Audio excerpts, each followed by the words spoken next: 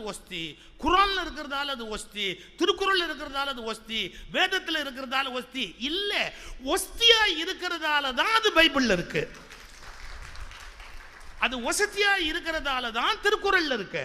அது வசதியா இருக்கிறதால தான் வேதத்தில் இருக்கு. வேதத்தில் இருக்கிறதால வசதி இல்ல, வசதியா இருக்கிறதால தான் வேதத்தில் இருக்கு. இந்த வித்தியாசம் புரியலையே. ஏன்னா தர்மத்துக்கு இலக்கணமே என்ன தெரியுங்களா? தர்மம் அப்படிங்கிற சொல்லுக்கே இலக்கணம் என்ன தெரியுங்களா? தன் பலத்தில் தானே வாழ்வதுன்னு அர்த்தம்.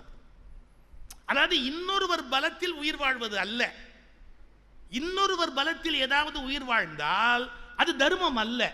தன் பலத்தில் தான் எது உயிர் வாழுமோ அதுக்கு தான் தர்மம்னே பேரு. அதாவது அதுக்கு மேற்கோள் காட்ட வேண்டிய அவசியம் கிடையாது, அதுக்கு ஏதாவது லாஜிக்கல் ரீசன் கொடுக்கணுங்கிற அவசியம் கிடையாது.